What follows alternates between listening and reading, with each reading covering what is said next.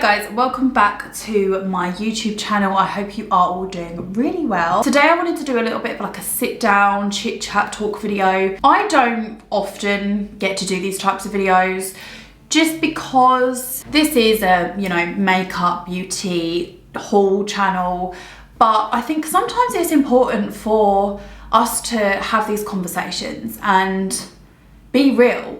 And sometimes I just want to talk to you guys about things, whether it's things that have been on my mind or things that I just want to address. And something I always promised myself was no matter how my following goes or how it is or whatever, whether it's one person, 200,000, whatever happens from now until the future, I always want to be able to keep it real with you guys and share things as if you were my friends, because I feel like you are. I feel like everyone who watches me spends their time watching me, and time is such a significant thing. Like, we don't get enough of it, so I'm forever grateful. So the first thing I just want to say really quickly is for people who have supported me, whether it be in the past, now, in the future, people that have taken the time out of their day, thank you so much. People that leave comments, like my videos, give me feedback.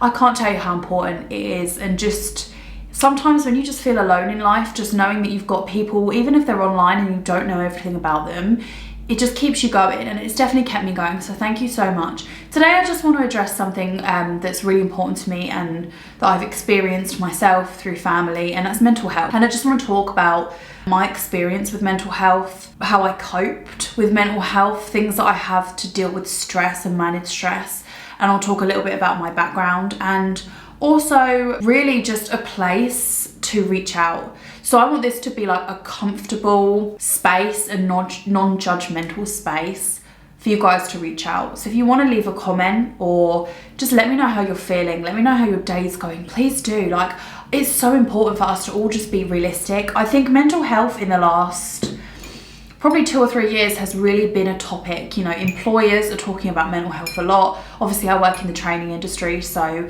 I work with young individuals, I work with older individuals, I work with lots of different people, and mental health has been picked up so much.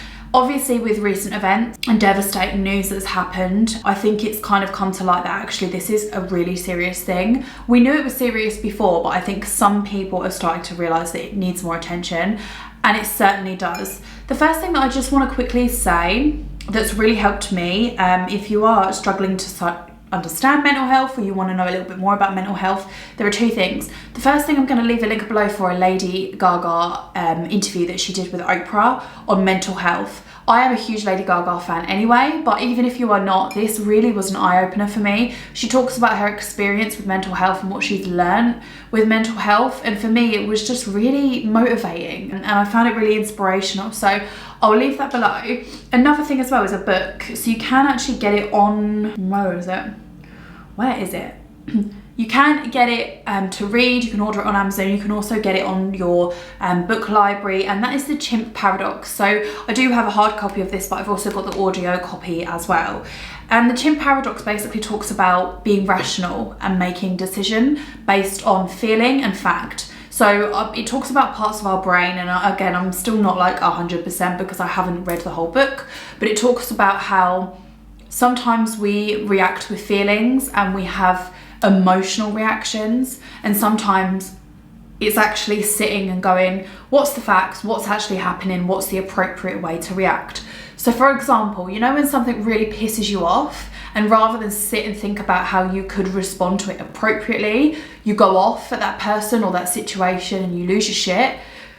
Like road rage is a prime example. It kind of puts things into context and it teaches you how to control anxiety. For me, I think as well, like especially since I was older, I'm now 25, I've still got a lot to learn, but I definitely feel like I'm more rational now. I'm able to look at the facts and take a step back. There are still days like when people push my buttons, I'm stressed, I'm anxious, where I struggle to have that side of me and I do react with emotion, but 9 times out of 10 throughout my day now, I can sit and think before reacting, and I think that's the help of that book, so really do recommend that. But anyway, grab a cup of tea. This is going to be a little bit of a rambling video, so if you don't like that sort of thing, I do apologise, but I do think it's really important to highlight, what's gone on in my life and what I've learned. I had a really good childhood, amazing childhood. I I had my first panic attack when I was about 13, and I remember it because I was walking to school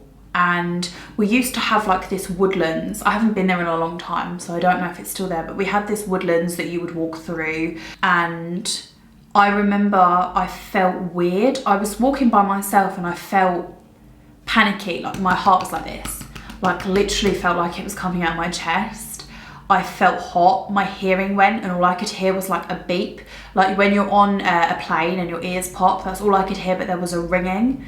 My vision went blurry, I felt sick, and I didn't really know what was happening. I honestly thought, oh my God, I'm having a heart attack or a stroke, and I know that sounds like ridiculous, but at the time when you've never had a panic attack before, you don't know what it is, and you do just think the worst, like you panic, hence panic attack. So I then just laid on the floor, and I remember laying there for like 10-15 minutes, and I was just laying there and I just kept thinking, what on earth is going on? What is happening? I didn't want anyone around me. I didn't want anyone touching me. I was just like, leave me alone, get away from me. And then eventually it kind of went and I was able to carry on. So that was my first one. And then from there, I had like a couple. It wasn't like, they weren't every day or anything like that. I would have them randomly. Didn't know when they were going to come. I could be feeling really happy and they would just happen.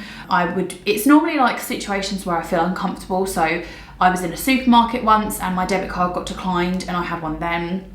It could be like when I was learning to drive, I had a couple then. It's kind of been like on and off throughout the years, and I'd probably say it's only recently I haven't had one for a really, really long time. I can now kind of feel when I'm going to get one because I start to get the dizzy, I start to get like the ringing, and I kind of, if I sit and I just think about something else and shut my eyes, I can turn it off. Doesn't always happen because if you're in a public place. I nearly had one the other day actually. I was standing, where was I standing? I think it was at the post office or something like that. And I was thinking about something that was bothering me and it just set it off. And it's sometimes it happens, sometimes it doesn't. I don't get them very often. They're very rare if I do get them, and I only get them if I'm really stressed, overwhelmed and just worrying about stuff. Me, myself, I'm an overthinker and I'm always looking to please people. So like, for example, I always wear my heart on my sleeve. You know, I don't like upsetting people. I don't like confrontation. I just am a people pleaser. I just like, you know, happy-go-lucky life. But at the same time, I am also an overthinker. So a situation can happen and I'll think about it for like 3 days. That's just me. That's just who I am. And I just haven't been able to change that yet. So when these panic attacks started happening, it was kind of, they started by trying to get me to go to therapy, but I absolutely hated that. Therapy works for some people and it doesn't work for others. I didn't explore it enough. I didn't go and see other therapists or, you know, private therapists. The therapist I saw was on the NHS.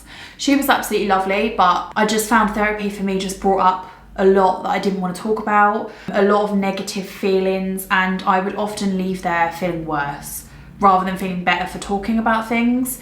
I felt like the therapist I saw was just trying to blame these panic attacks and the anxiety on certain things that I just knew it wasn't about and that I was over. So it just wasn't working for me. And then I was put on antidepressants. So I don't agree that everyone should just be put on antidepressants. I think people should genuinely have to speak to a therapist or someone qualified in mental health before being put on antidepressants. And I don't mean that as in like an offensive way to any doctors or anything like that. From experience, I've had a lot of friends that have just been put on them and they just weren't right for them. And some doctors, I'm not saying all, please don't think I'm saying all because I'm not, but from my experience in some situations, you know, I've had friends that have just literally gone down the doctors, said they feel sad and lonely and they've put them straight on them without exploring anything. Now, to me, that's not right because they might not be right for that person. It may not be what they need. They may need something for anxiety or stress as opposed to antidepressants. So I never felt suicidal or anything like that. And I just want to make that clear. But there were times I felt lonely, sad, cried all the time. I felt angry. When I'm sad, I get angry. That's just me. And I'm just moody and grumpy and just horrible to be around. And that's how I kind of know the trigger of what's going on. So since I was kind of like 16, I've been on them on and off, kind of like sometimes I'll go on them for 8 months and then be able to come off them. Sometimes I will be on them for like 2 years. So it's not something that I'm always on. I was on them up until about, I want to say about 6 months ago, and I made the decision that enough is enough. I can't just keep going on them, coming off them, because, you know, for me personally, and not everyone does, I just relied on them. They don't make you feel happy, or for me, they didn't make me feel happy. I didn't take them and I was like, oh my God, I'm so happy. Like everything's amazing. It's not like that. For me, because I am an overthinker and I overreacted a lot, they would kind of just like, if someone did something to bug me, I wouldn't just react. I would just not care. I'd just go, oh, whatever. There's just worse things in life. I don't care. Like they just make you not stress about things, not overthink everything, which then causes the anxiety and causes the panic attacks. That's what they do. They don't make you happy-go-lucky and like, oh my God. So I just want to clarify that. Yeah, I've kind of been on them. And again, I know like family members of mine, friends of mine, they've been on for years, and there's absolutely nothing wrong with that. I know that there is a lot of controversy and a lot of judgment when it comes to antidepressants and oh my God, that person isn't stable. And I absolutely disagree with all of that, because everyone has an antidepressant in some way, shape or form. Even if it is just you do, you know, yoga, you go to the gym, it's something that makes you feel good. But sometimes there's certain people that just, even if they do those things, it just doesn't work, and that's what that helps you to do. So anywho, I was on those for a little while and I've recently come off them, and sort of looking for other ways to manage my stress and anxiety. So that's kind of what I wanted to talk about today. That's my little backstory. It's my little story. So for me, I have like a really busy life. So for me, I kind of like came up with ways that I like to deal with that. So like for me, I'm very OCD. So I'm always cleaning because I'm really OCD, but I'm also very organized. I like structure. If I have a structure, I don't worry. I'm not that person that goes, oh, what are we doing next week? We're going this place. We'll see what happens when we get there. I want to know when we're going, when we're planning on leaving, what we're taking, if we're actually doing anything. Like, do you know what I mean? I like to know a plan in advance. I'm not that person that just turns up and goes, oh, well, we'll see what happens. Yeah, so like for me, what I've started to do is create to-do lists on my phone. So if I have like a stressful day and I have a lot going on, I'll show you an example. You guys are gonna think I'm crazy. This is like my to-do list here. So every single day I will list what I need to do for the day. It's in no particular order, but just what I need to do. Even silly things like today I had to get a sunbed. I didn't have to, but I wanted to. So I will just then tick things off so that I know by the end of the day, when this is then blank, I've done everything that I needed to do. I also have lists for things like YouTube. So I have like video idea lists. I really love using notes. I think it's great to just make a note mentally of things that you need to do, anything that I need to remember. So I use reminders like religiously, and I have all my appointments and everything in there so that I don't miss anything. I make sure that I have notifications for like a day before, just so that I don't need to stress about those things. So these are probably things that you guys have heard of before, but I've just found it so helpful in managing my day and my time. One thing I will say that's really important, at least once a day, do something you enjoy. So even if I'm having a really stressful day and I don't get in till 9 o'clock at night and I'm stressing because I've got to be up early the next day and I've got to have dinner and I've got to walk the dog, I will find time, even if it's just to spend 20 minutes on YouTube watching something I love, reading a book, having a nice hot bubble bath and a face masks. It could be silly things, like even like just for me, like I enjoy going spinning. So sometimes I'll be like, do you know what, tonight I'm going spinning because it makes me feel good. And exercise, by the way, has changed my life. I don't do it all the time, I'm not gonna lie, because I like to eat a lot of crap, but I try and exercise a few times a week. Even taking the dog on a long walk is so therapeutic, and it gives you time to just think about things as well. Every weekend I will take Dave for a walk for like an hour and a half maybe. You don't need a dog, like you can go for a walk by yourself, and it's just so therapeutic.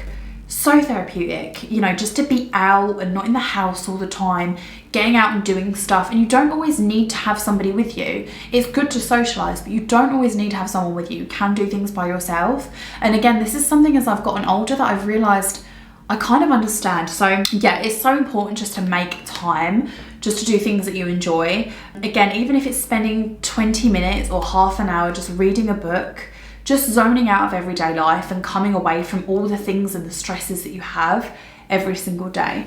So I have a little picture here, which I'm hoping you've noticed today. And this says live more, worry less. And this is something that I try and remember every day. I have quotes like this all around my house. Some people think they're so cringe, but I absolutely love them because they're just a reminder. Some people, like I've got friends who have got it on their phone. They have it as their screensaver because although they may be cringe, sometimes you just need to read something like that and it can completely change your day. I have this in this room, which is my filming room, but also my office. So if I'm having a stressful day and I'm worrying about stuff, I look at that and I go, do you know what? Yes, like you need to enjoy life. Yes, you've got to work, you've got to pay the bills, but you've also got to enjoy your life. So I'm in no way, means, shape or form a therapist, a doctor, qualified in this area. I'd love to be, I'd love to know more about it. But just from my experience and what I've learned, because I do feel like over the years, it's been a very up and down kind of thing for me with my mental health and sort of like managing it. And it's amazing how when you speak to people, you realize actually pretty much everyone goes through it. You know, I don't really know anyone that's never had anything. There probably are, but you know, it's very rare now because life is so stressful. Life is so quick. Everyone's always on the go. Everyone's always in a rush. I mean, like, just something I've noticed, right? Take 10 minutes next time you're out, go to Tesco's or Asda's and see how miserable or stressed 9 times out of 10 people are on that. Everyone is rushing about, stressed, especially in the school holidays. Like, that is the prime time to go. And this is what I mean, you know, there's always somewhere else we've got to be, something else we've got to do. And I think sometimes it's just so important to just think, what is it I actually want to do today? What can I do to fit something in, just to have half an hour peace and quiet to myself, have half an hour to do something I actually want to do, something that I enjoy. So yeah, I hope you guys found this video useful. It's just a little casual, you know, chit chat. Let me know what you think about mental health awareness. You know, if you feel comfortable enough to share anything with me, please do. I really want this to be like a non-judgmental, open, comfortable space. I've spoken about the YouTube community before and how it's sort of become really judgmental, and it has, and it's such a shame. I don't want this to be, my YouTube to be anything like that, ever. I want this to just be a comfortable place for friends to be able to share what they feel, what they think, and there not be any judgment, because I just don't agree with it. I hope you guys enjoyed this video. Have an amazing week. Remember, you're strong, beautiful, and independent, and I love you all. Bye.